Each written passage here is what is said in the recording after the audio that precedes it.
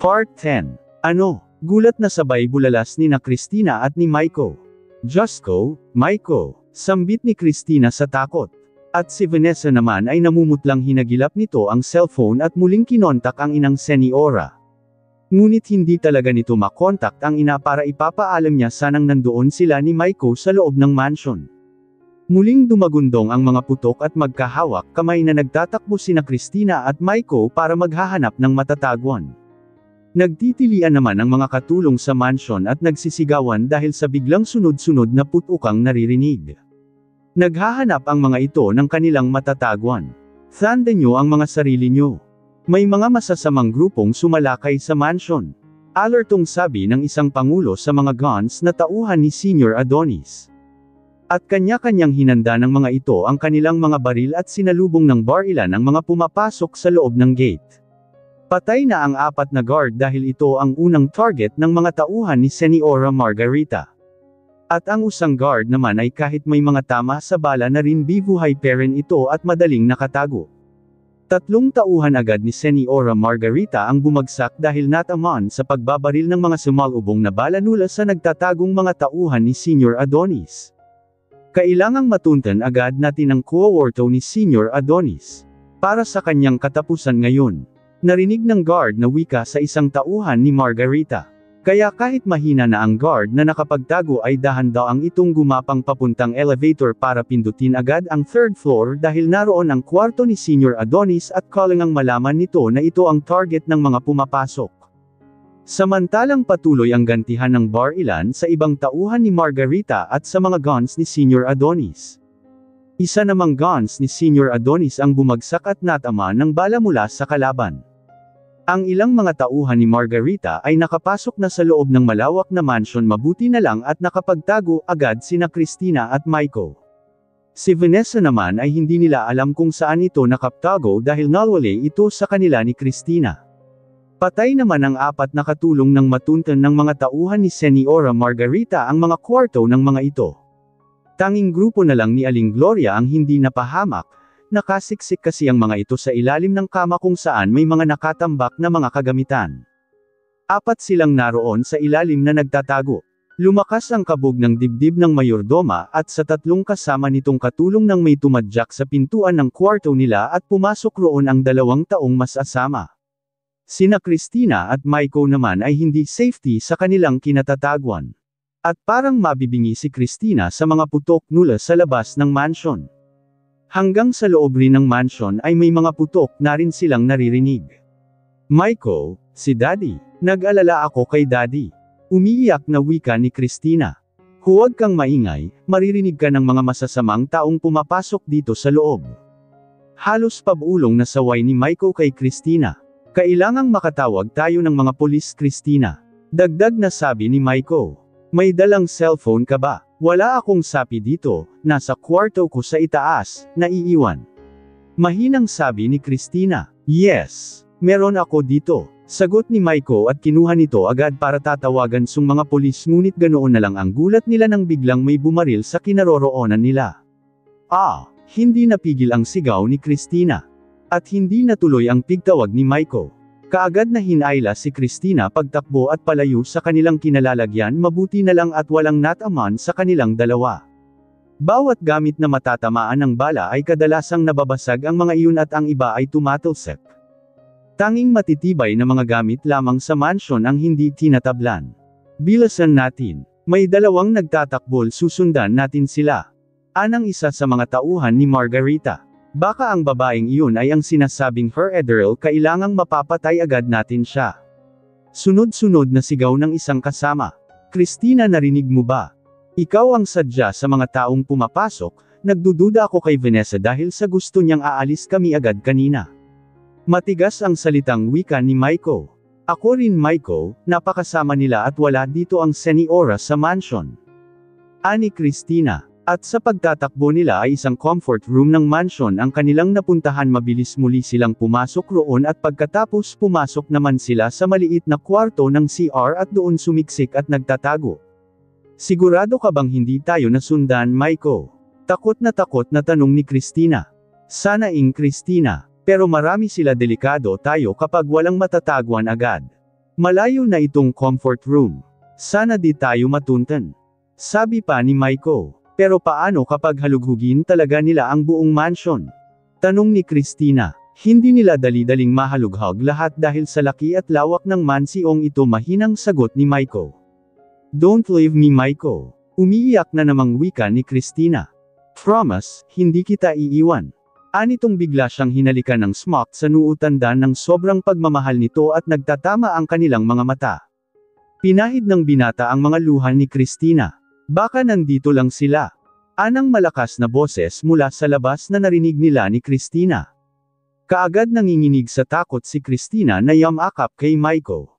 Maiko, nasundan talaga tayo. Mahina at inatake ng kabang wika ni Christina. Ikaw na ang baalang maghanap dyan sa loob ng comfort room dahil dederecho ako sa unahan, baka naroon sila. Anang tinig ng isang kasama. At pumasok naman ang isang tao sa loob ng comfort room at sinimulang halughugin nito ang bawat sulok at kwarto nito. Pigil hininga si Christina nang marinig ang yapak ng tao tungo sa kanilang kinalalagyan.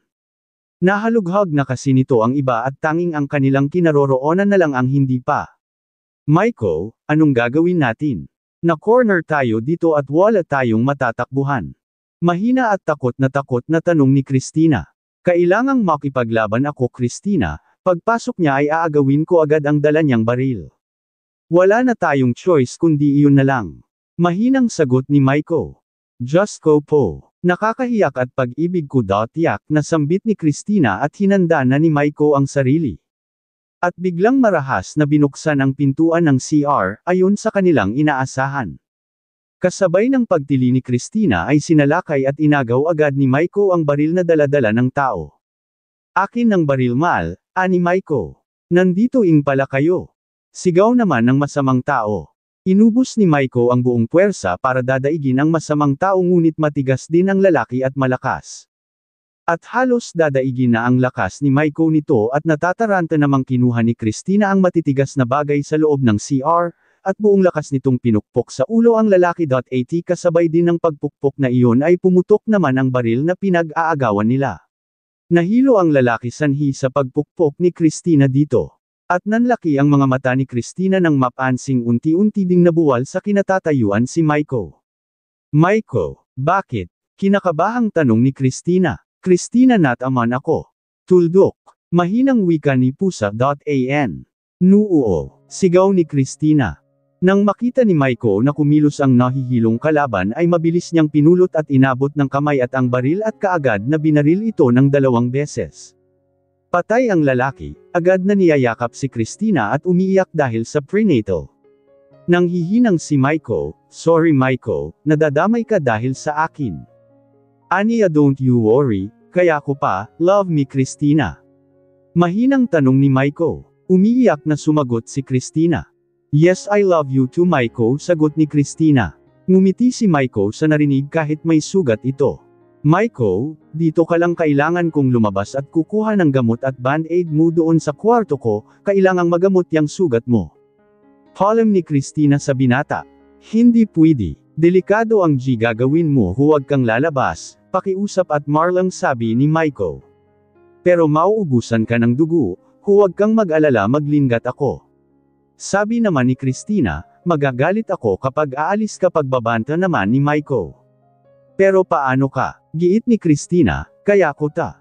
Please, huwag kang aalis, ani Maiko at nagpipigil sa sugat nito na may mga dugong lumalabas. Napaiyak muli si Christina. Hindi ta pwede, aalis talaga ako. Pagmamatigas ni Christina. At si Margarita naman ay halos paliparin nito ang dalang kotse pauwi ng mansyon ng mga Altaverano dahil sa nalalamang nandoon ang anak na si Vanessa. Ilang oras din kasing hindi niya nahahawakan ang sapi dahil naka-charge ito. At nang i-open niya ito ay sunod-sunod niyang na-received ang mga text messages ni Vanessa na ayon dito ay nandoon ito sa mansyon dahil sa nais nitong mailigtas roon at mailabas si Maiko para hindi ito madamay. Sobrang kinabahan si Señora Margarita dahil kinontak niya si Vanessa ay ito naman ang hindi mako-contact at pati si Ramon nito ay nagri-ring-ing ang sapi nito at hindi naman Leon sinasagot, siguro busy ito pakikipagbakbakan sa mga oras na iyon. Kilala si Vanessa sa mga tauhan nilang iba pero ang iba naman ay hindi ito kilala, oh, damn it, huwag lang sana. Ani Margarita sa sarili. Hindi niya alam kung saan siya mananalangin ngayon. Sa Panginoon ba o sa dyablo? Dahil natitiyak niyang hindi siya pakikinggan ng Panginoon dahil sa mga mabibigat na kasalanan. Patay sa bakbakan ang 12 ka mga tauhan ni Senior Adonis at idagdag ang 4 na guard ay 16 na lahat ang namamatay. Sa 20 ka mga tauhang guns ni Senior Adonis ay may 8 natitira na lamang at hindi na ang mga ito nagpapakita, siguro'y tumakas ang mga ito at umatras sa pakikipaglaban dahil naduduwag ang mga ito. At ang natitira namang tauhan ni Seniora Margarita sa pakikipaglaban ay 10 tauhan na lamang, kabilang naroon si Ramonito na siyang nangunguna sa lahat. Sa bilang na 30 na tauhan ni Margarita ay 20 ang bumagsak at natalo, kaya 10 na lang sila sa grupo ni Ramonito. At ang 5 ay nahiwalay pa sa kanila at sina Ramonito at ang 4 na kasamahan nito ay umakyat na sa 3rd floor kung saan ang kwarto ni Senior Adonis at ang 5 kasamahan sa ibaba ng mansion ay patuloy sa paghahalughog kung sino pa ang naroon para papasingan ng mga ito, lalo na si Cristina. Nandito na tayo sa kwarto ni Senior Adonis. Ani Ramonito at kanya-kanyang inihanda ang mga dalang baril. Madali nilang natunton ang kwarto ng senior dahil binigyan si Ramonito ng gold ni Seniora Margarita at ibinigay din ng Seniora ang susi ng kwarto nila ni Adonis.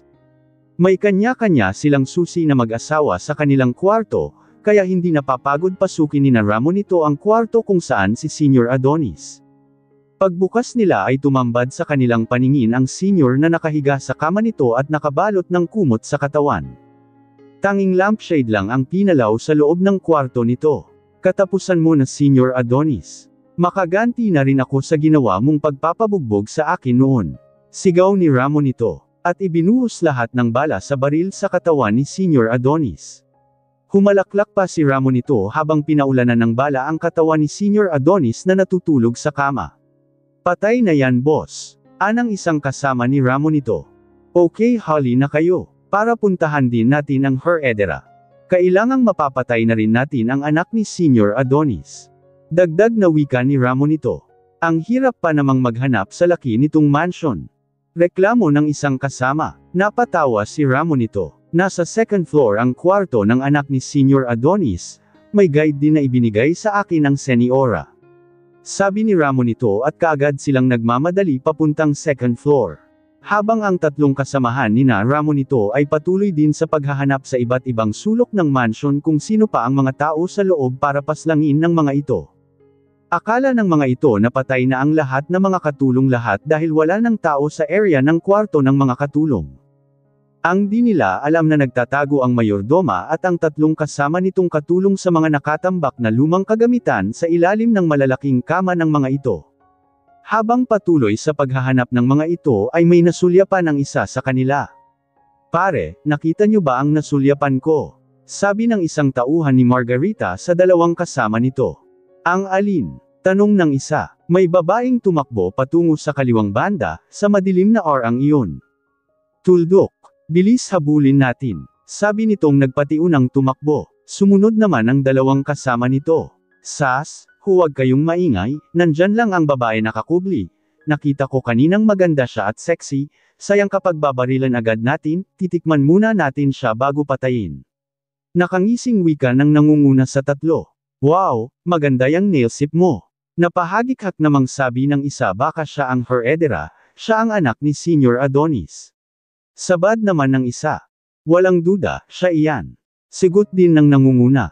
Dahan-dahan nilang nilalapitan ang babaeng nagtatago at nang sila'y nasa malapit na sa kinaroroonan nito ay mabilis nang nangunguna na sinaklit ang babae.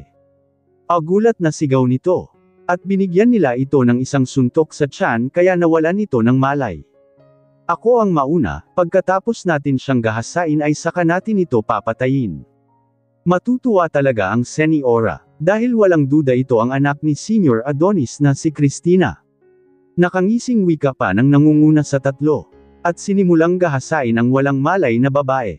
Natigil ang putukan at bakbakan dahil wala na ang mga tauhan ni Senior Adonis, hindi na ang mga ito nagpapakita. At saka naman ang pagdating ng Seniora sa mansion na humihingal pa at sobrang kinakabahan, baka nadamay si Vanessa. Nakikita pa ni Margarita ang mga namamatay na mga binayarang tauhan at ang mga guns ng asawang Senior ay may mga namamatay din. Pati na ang 4 na guard ay kanyang nadidaanan na wala ng mga buhay. Nababasag ang mga kagamitan sa loob ng mansyon at maraming nagkakalat na kagamitan. May mga maraming dugong nagkakalat rin sa loob ng mansyon. Vain Sal. Tawag ni Margarita sa anak kung nasaan kaya ito ngayon. May naririnig si Señora Margarita na mga tinig na papalapit sa kanyang kinaroroonan kaya mabilis siyang nagtago at tingnan kung sino ang mga paparating. Nang makita nitong sina Ramonito lang pala ang mga iyon ay mabilis siyang lumabas at sumalubong sa mga ito. Ramonito, kumusta? Tanong ng Señora Margarita, bakit ka nandito? Good news, wala na ang iyong asawang si Senior Adonis, patay na siya. Balita nitong humahalaklak muli. Si Cristina, patay na rin ba? Tanong ni Señora Margarita. Wala siya sa kwarto niya Margarita, hahanapin pa namin siya. Sagot ni Ramonito. Dumating naman ang 3 tauhang kasama ng mga ito. Boss Ramonito, Señora Margarita, wala na rin ang heredera, patay na rin siya. Sabi ng isa sa mga bagong dumating. Hindi napipigilan ni Margarita ang humalaklak sa tuwa sa ibinalita ng 3 bagong dating. Salamat kung ganoon, gusto kong makita ang bangkay ng mag-ama para makakasiguro akong wala na talaga sila. Ani Margarita, nasa kwarto nito ang bangkay ng iyong asawa Margarita. Tuldok, sagot ni Ramonito, at ang bangkay ni Cristina. Gusto kong makita muna bago tayo pupunta sa 3rd floor. Sabi ng Señora na tuwang-tuwa ang hitsura. Ngunit biglang nawaglit ang tuwa sa mukha ng Señora nang maalala si Vanessa. Pero Ramonito, si Vanessa, nag-text siya sa akin na nandito siya sa mansion. Nag-alalang wika ni Margarita na muling kinakabahan. Ano, pero di ko siya nakikita dito. Sagot naman ni Ramonito. 2 quarters, sige na, puntahan na natin ang bangkay ni Cristina at pagkatapos ay tulungan niyo muna akong hanapin dito si Vanessa. Sabi ni Señora Margarita. Sumunod agad sila sa 3 tauhang kasama upang makikita ang bangkay ni Cristina na sinasabi ng mga ito.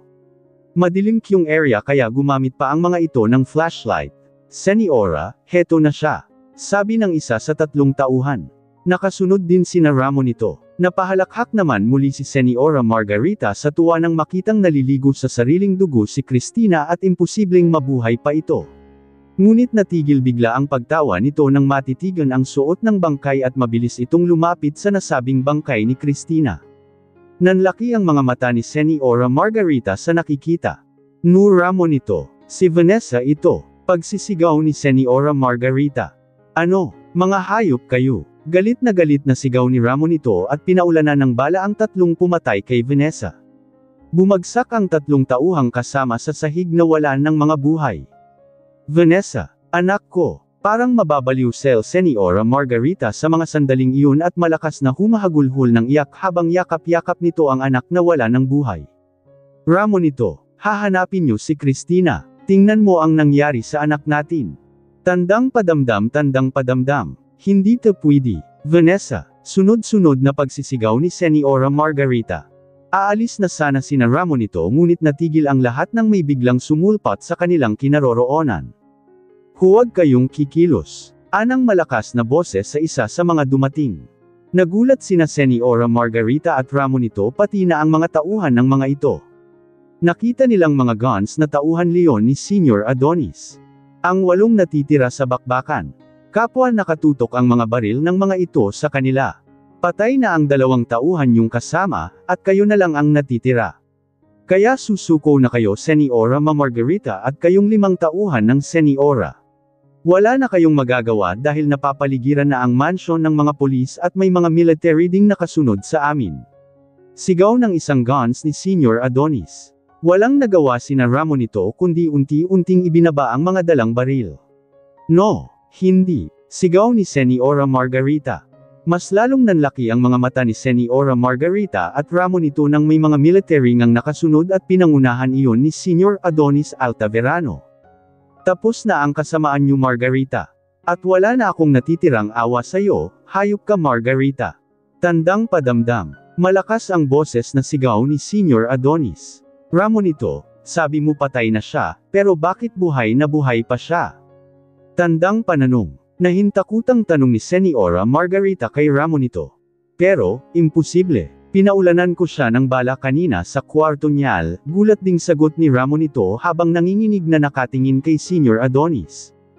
Mga tanggal mga bubble, hindi niyo ako ganoon kadaling mapapatay Margarita. Tuso ito. Parang hindi mo naman ako kilala Margarita. Ang bangkay ng guard ay siyang ipinalit ko sa ibabaw ng aking camera monitor. Pinuntahan ako ng guard kahit naghihirap ito dahil sa mga sugat nito. Upang sabihin sa akin na maghanda ako bago ito naputulan ng hininga. Tandang padamdam. Ani Senior Adonis. Ang bangkay ng guard ang inilagay ni Senior Adonis sa kama at kinumutan pa nito yun habang ito ay nagtatago at nag-contact agad ng mga polis at military dahil may mga military na kaibigan si Senior Adonis. At kinontak din ni Senior Adonis, ang mga guns nito na magtago at huwag magpatuloy sa pakikipag-away at sekretong hahanapin ng mga ito ang anak na si Cristina at ang binatang si Michael De Chavez para ay safety ang dalawa. At ngayon Margarita, pagbabayaran mo ang lahat na ginagawa mo. Nang gagalaiting sigaw ni Adonis sa asawa. No umilyak na sigaw ni Seniora Margarita. Sige na, hulihin niyo na ang mga iyan. Malakas na utos ni Senior Adonis Altaverano sa mga kaibigang military na kasama nito ngayon. Kayo na ang baalang maghatid ng mga kriminal na yan sa head ng mga pulis sa labas ng mansion. Dagdag sabi ng senior. At alertong sumunod ang mga military. Ang mga pulis naman ay nag-rescue sa mga bangkay sa labas at sa loob ng mansion. Adonis, patawarin mo ako. Si Vanessa, wala na siya. Tandang padamdam, tandang padamdam. Umiiyak at malakas na sigaw ni Seniora Margarita. Galit na nilapitan ito ni Senior Adonis. Magsisikaman Margarita ay huli na ang lahat. Sarili mong anak ay isa sa nabibiktima sa kasamaan niyo ng kerido mo. Tandaan mo habang buhay mong pagbabayaran ang mga ginagawa mo at sisiguraduhin kung mabubulok kayo sa kulungan. Gigil na senggal ni Senior Adonis sa kanyang traidor na asawa. Adonis. Malakas na iyak ni Margarita na dinag sa buong mansion. Dalhin niyo na siya agad. Wala na akong natitirang awa sa hayop na asawang lain. Malakas ulit na sigaw ni Senior Adonis. Nagsipagdatingan ang mga De Chavez at si Aling Celia sa gabing iyon sa mansion ng mga Altaverano. Nanghihina ang buong katawan ni Ma'am Camela sa pagliyak at parang mawalan ito ng malay nang makitang karga-karga ng mga pulis ang anak na si Michael. At nakasunod naman sa mga ito si Cristina na panay ang pag-iiyak. Malapit na kasing mauubusan ng dugo si Michael kaya kailangan agad itong maaasikaso ng mga doktor. Bilasan niyo kailangang madala agad si Michael sa private hospital para masusupplyan agad siya ng dugo. Delikado na ang kanyang kalagayan. Umiiyak na wika ni Cristina. Brent, si Michael, ang anak natin. Natatarantang sigaw din ni Camela sa asawa nang marinig ang mga sinasabi ni Cristina. My God! Usual ni Brent sa sarili at pinakalma ang asawang si Camela. Puno naman sa pag-alalang sinalubong ni Celia ang anak na si Cristina ng yakap. Salamat Panginoon. Walang masamang nangyari sa iyo anak. Ani Celia na umiiyak. Maya-maya'y dumating naman ang maraming reporter sa mansion ng mga Altaverano. Kitang-kita sa videocam ang pag-aresto at pagpapasakay kay Seniora Margarita at Ramon ito sa back-up ng kapulisan kasama ang 4 na tauhang natitira sa bakbakan. Mabilis na inisikaso ng mga doktor si Michael. Walang tigil ang pag-iiyak ni Camela habang naghihintay kung kamusta na ang kalagayan ng kanyang anak. Inoperahan ito dahil sa balang nakabaon sa ibaba ng dibdib nito. Buti na lang at hindi natatamaan ang heart ng binata dahil kung nangyari iyon ay mamatay talaga ito. Ilang bag din ng dugo ang kailangang idagdag dito dahil sa dami ng nawawalang dugo sa katawan. Si Cristina naman ay kahit pagod at walang tulog ay naroon din ito nakaabang sa paglabas ng doktor kung kamusta na ng binata. Namamaga na rin ang mga mata nito sa kakaiyak dahil kinakabahan ito sa sitwasyon ni Michael. Naroon din si Greggy at ang ama ng mga itong si Brent De Chavez. Nilapitan ni Greggy si Cristina. Cristina, sana walang masamang mangyari sa kuya ko. Tuldok. Malungkot na wika ni Greggy. Alam kong hindi siya pababayaan ng Panginoon Greggy. Nadamay ang kuya mo sa kasamaan ni na Seniora at ni Vanessa. Tuldok. Wika ni Cristina. Cristina, mahal na mahal ka ni Kuya Michael. Sana mamahalin mo rin siya ng tapat. Parang maiiyak na ring wika ni Greggy. Yes Greggy, mamahalin ko siya at sana ligtas siya. Ani Cristina. Lumapit naman si Camela sa kanila. Christina iha, dapat nagpapahinga ka dahil hindi basta-basta ang napagdaanan nyo kagabi. Kailangan mong makapag-relax ani Camilla kay Christina, okay lang ako tita. Hindi rin kasi ako mapalagay kapag di ko malalaman ang kalagayan ni Maiko. Sagot ni Christina. Natigil ang pag-uusap nila nang biglang lumabas ang doktor na nag-aasikaso kay Maiko. Doc, how's my son? Salubong agad ni na Camilla at Brent. Lumapit din sina Christina at Greggy. Okay na ang pasyente pero matatagalan pa ang pagpapagaling niya. Kailangan ng pasyente ang tamang pagpapahinga dahil sa operasyon niya at unti-unti pa namin siyang dagdagan ng dugo. Tuldok, wika ng doktor. Nakahinga ng maluwag ang pamilya ni Maiko at si Christina sa resulta ng operasyon nito. Si Senior Adonis Perren ang nagpapalibing kay Vanessa. Pagkatapos ay pinapalinisan ni Senior Adonis ang buong mansion at pinabago iyon ang mga disenyo at ang pinta nito sa loob at labas at habang pinatrabaho iyon ng Senior ay doon na muna sila sa isa sa mga bahay ni Senior Adonis na tinitirhan ni Aling Celia. Nakatulog at nakapagpahinga ng maayos si Christina mula sa hospital dahil sa sinabi ng doktor na okay na si Maiko. Mahimbing na nakatulog si Christina sa kwarto at nagpapatimpla naman ng kape si Senior Adonis kay Celia. Heto na ang kape mo Senior. Ani Celia at inilapag nito ang isang tasang kape sa ibabaw ng mesa sa harap nito. Thank you Celia, sabi nito. Pagkatapos tikman ng kape ay muli itong inilapag at napatingin kay Celia. Malapit nang masukses ang pina-process kung annulment kung tatawagan dito sa Pinas. At sana papayag ka na Celia na sasama sa amin ng anak mo pagbalik namin sa mansion pagkatapos lilinisin iyon at babaguhin. Upang magkasama-sama na tayong tatlo ng anak mo. Magpakasal tayo pagkatapos masukses ang annulment namin ni Margarita. Mahabang wika ni Senior Adonis. Para namang hindi makapaniwala si Aling Celia na magiging asawa na niya talaga ang dating among karelasyon. Nakakahiya naman sa'yo Senior Adonis. Sabi pa ni Celia. Hinawakan ni Senior Adonis ang isang kamay ni Celia. You're my Karamia Cecilia. Huli lang kitang nakilala kay Margarita at sabay hinalikan nito ang kamay ni Celia. Ibig sabihin ng Karamia ay, mahal, kaya parang kinilig naman si Celia kahit may edad na sila. Huwag kang mahiya, sabi ng Senior sabay kabig J Celia at niyakap ito. Napayakap na lang din si Aling Celia dito. Isang buwan na buhat nang makalabas si Maiko sa hospital at sa mansion na lang nila ito patuloy na nagpapagaling. Mainit ang ulo ng binata dahil matagal na itong naghihintay na dalawin ito ni Christina ngunit nag-iisang buwan na lang ay hindi pa ito dumadalaw sa kanya. Manang Chonel iligpit niyo itong tray na may pagkain, hindi pa ako nagugutom, pasiga na utos ni Maiko. Mabilis namang lumapit si Donna dahil sinenyasan ito ng mayordoma. Lumapit si Aling Chona sa binata. Sir Maiko, bakit ayaw niyong mag-almusal? Hindi pwede iyan dahil may maintenance pa kayong gamot. Kailangan niyong kumain para makainom agad ng gamot. Tuldok, wika ni Aling Chona, ayoko nang uminom ng gamot, magaling na ako. Paasak na sagot ng binata, narinig naman ni Ma'am Camilla ang pagtaas ng boses ng anak kaya lumapit ito. Ay ho, ano bang nangyari sa'yo? Tama si Chona, kailangan mong kumain para makainom ng gamot. Ani Camilla sa anak, magaling na ako mama, sagot ni Maiko, pero kailangan mo paring tapusin ang maintenance mo. Bakit ba mainit ang ulo mo? May bisita ka pa naman, sabi ni Camilla sa anak. Tiningnan ni Maiko ang ina.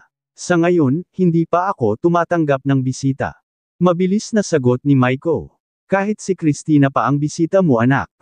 Napangiting tanong ni Camilla. Natigilan si Maiko. Maste ka na. Anang tinig ni Christina buhat sa likuran ng binata. Lumingon si Maiko rito at walang emosyon ang mukhang nakatingin ito kay Christina at seryosong nakatitig lang ito sa dalaga. Saglit na yamakap si Christina kay Aling Chona noon lang ang mga ito nagkikitang muli. Yamakap naman ang mayordoma kay Christina. Lihim na bumilib si Maiko sa nakita kahit nasa itaas ngayon ang dalaga ay hindi pero nagbabago ang ugali nito sa dating kasamahan. Pagkatapos ay iniwan ni Camilla at Aling Chona ang dalawa para makapag-usap. Naligaw ka, ata Seniorita Christina kaya napadpad ka ngayon dito sa aming pamamahay. Ma-pride na wika ng binata. Nahihimigan ni Christina na galit ito. At alam na niya kung bakit ito galit. Sorry, ngayon lang ako nakadalaw sa'yo, ayoko kasing madidisturbo ang pagpapagaling mo. Lagi naman kitang kinukumusta sa phone ni Tita Camela. Tuldok. Aniya sa binata. Kung alam lang nito kung gaano niya ito namimiss. Ngayong nakumusta mo na ako at nadalaw. What next, Senyorita? Masungit na tanong nito sa kanya. Para naman siyang nena sa inasal ng binata. Well, aalis na agad ako at uuwi. Magandang araw na lang sayo, at paalam. Sagot ni Christina at tumalikod kaagad na pinigilan ang pagpatak ng luha. Ganoon lang kadali. Kara-rating mo lang aalis ka na agad. Iiwan mo rin agad ako. Hinanakit na wika ni Maiko. Natigil si Christina sa paghakbang at muling nilingan ito. Parang kailangan ko muna sigurong dumistansya sa'yo, mainit kasi ang ulo mo, walang magandang patutunguhan ang pag-uusap natin kapag ganyan ang mood mo ngayon. Kalmadong wika ni Christina, hindi ka aalis, dito ka lang. Mariing sagot ng binata. Ay oo nga pala, pasensya ka na nakalimutan kung nasa itaas ka na ngayon, at di na kita pwedeng didiktahan. Sarkastikong wika ng binata. Ano ba Maiko, hindi ko maintindihan ang ugali mo ngayon. Inis na wika ni Christina. Araw raw akong naghihintay na dadalawin mo pero ngayon ka lang nagpunta, sabi mo mahal mo rin ako, pero hindi mo man lang ako namimiss. Tuldok. Sabi ng binata sa kanyang saloobin. Walang pag-aalinlangang lumapit dito si Christina at yamakap sa binata. I'm so sorry, namimiss naman kita Mike Anthony. Gusto ko lang naman na makapag-relax ka ng mabuti. Sabi ni Christina rito. Sa ginawang pagyakap ni Christina dito ay nawala ang galit at pagtatampo lahat ni Maiko at gumanti rin ito ng yakapin ng mahigpit ang babaeng minamahal. Tandaan mo, Senyorita ka man o labandere namin, mahal na mahal kita. Ikaw ang buhay ko Christina. Halos pabulong na wika ng binata. Nakangiting kumala si Christina mula rito. Mahal na mahal din kita Maiko ang drama natin. O ano, kakain ka na ba? Pupuntahan ko si Manang Chona at ako mismo ang magdala ng pagkain mo dito para pagkatapos mong kumain iinom ka na ng gamot mo. Sabi ni Christina. Talaga, napkaswerte ko naman. Sige nga, masayang sagot ni Maiko. At agad na nagtungo si Christina sa komedor. Maligayang pinagmamasdan ni Maiko ang papaalis at nakatalikod na si Christina. Nagbalik na si Christina at ang amang si Senior Adonis sa malaking mansion at just ama na nila ang nanay niyang si Celia. Malinis na ang buong mansion sa labas at sa loob. Mas lalong naging maganda ang loob nito dahil binago lahat ng arrangement at disenyo lalo na ang kulay ng pinta nito. Ang mga kwarto at area ng mansion na namatayan ng nilusob ito ay sinira iyon at binago. Nilagyan ng mga magaganda at iba't ibang uri ng mamahaling kagmitan. At ang kwarto naman ni Senior Adonis ay sinira din ito at nagpapagawa ito ng bagong special na kwarto. Marami namang kwarto ang mansion ngunit ayaw ng senior dahil mas gusto ito ng bago at magagandang kwarto para din sa kanyang bagong asawang si Cecilia, ang ina ng kanyang nag-iisang anak. Successful na ang annulment nila ni Margarita. Saglit na pinalabas muna si Margarita sa kulungan at dinala sa Curti para pepirma sa annulment paper ng senior. Nag-iiyak ito habang pumipirma ito. At magiging ganap ng asawa at senyora si Celia kapag may kasal na sila ni Senior Adonis. Isang engranding double wedding ang naganap sa bakuran ng malaking mansyon ng mga Altaverano. Sina Christina at Maiko at si Senior Adonis at si Celia. Ganoon pa rin, napakaraming bisitang dumadalaw sa pag-iisang dibdib ng dalawang paris na ikinasal. Pagkatapos ng seremonyas ng kasal ay masayang-masaya ang lahat na nagsipagkainan at inuman ang lahat na bisita. Naroon sina Aling Chona, Aya, Mara at Donna. Aling Laura ang kusinira at si Mang Felipe, ang hardinero na mga katulong ng mga De Chavez. Are you happy mahal kong senyorita? Sa wakas kasal na talaga tayo. Sabi ni Maiko at kinintalan ng halik saglit si Christina sa labi. Yes and you? Tanong din ni Christina. Sobra, sagot ni Maiko sa bagong asawang si Christina at kinabig nito si Christina at muling hinalikan sa labi. At makikita sa kanila ang sobrang kaligayahan sa mga sandaling iyon.